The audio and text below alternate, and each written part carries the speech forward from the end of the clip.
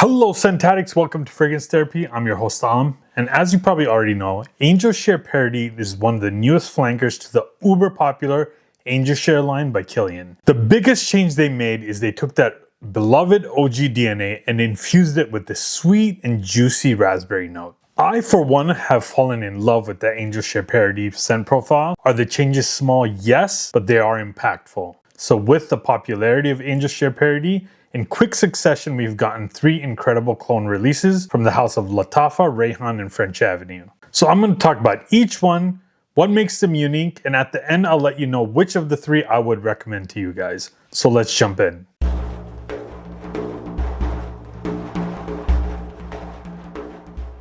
So first up, we have Rayhaan's Valhalla. Now this one, it opens up with raspberry, cognac, and liqueur. In the mid, you get tonka bean, oak moss, and Bulgarian rose. In the base, you get praline, oaks, and sandalwood. So you do get that prominent raspberry note in this one. But in my opinion, compared to the OG, it's a little bit fruitier and the raspberry is slightly sour in this one. Also, compared to the OG, the booziness is definitely toned down a bit here. You also get this like medicinal, almost cough syrup vibe with this one. I know it seems like a negative, but it definitely is not.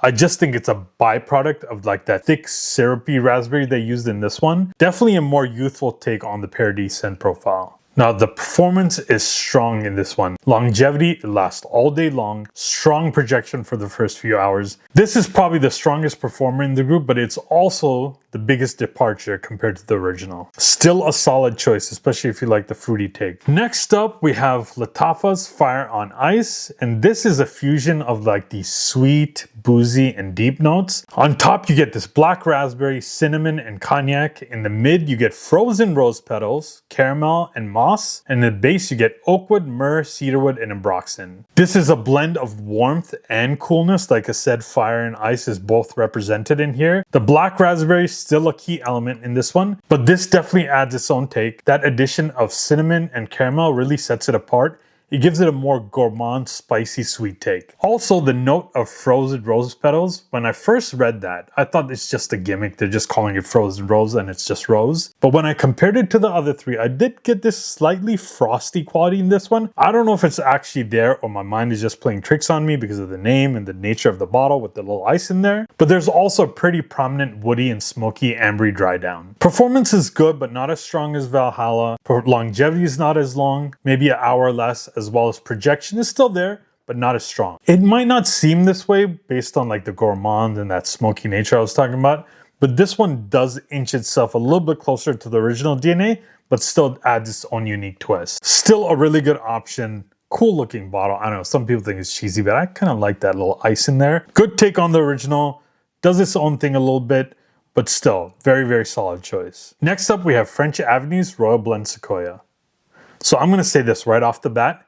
This gets closest to the original DNA. The notes are surprisingly almost identical to Valhalla. On top, you get cognac, raspberry, and liqueur. In the mid, you get tonka bean, Bulgarian rose, and oak moss. And the base, you get praline, oak, and sandalwood. But despite the notes being almost identical, they do different things. This one sticks way closer to the OG. Still has some subtle differences, but not nearly as different as either of the other 2 actually. This one might be slightly fruitier and woodier compared to the OG, but does not depart that much. This is proof that formulation is just as important as notes. Identical notes, but taken in totally different directions. And the ingredients also feel a little bit higher quality on this one. More natural raspberry, no alcoholic blast, kind of French Ave's MO, really, really high quality stuff for really affordable prices. And the crazy thing is that this is the cheapest out of all of them. Now granted, they're all between $40 and $50, but in a game of inches, this one wins. Performance wise, it's also right down the middle between the other 2. Longevity and projection not as strong as Valhalla, but a little bit better than Fire on Ice. This is just a well-balanced, high quality clone of original Parody,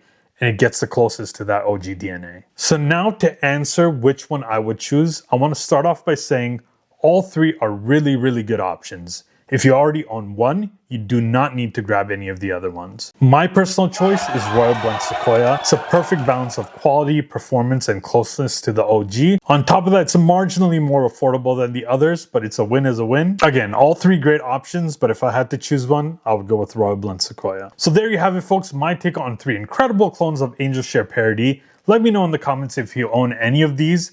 And if you own more than one, which one do you prefer? Please don't forget to hit that like and subscribe button. We're trying to keep you smelling amazing without breaking the bank. And as always, stay tuned for more affordable fragrance content. Until next time, I'm out.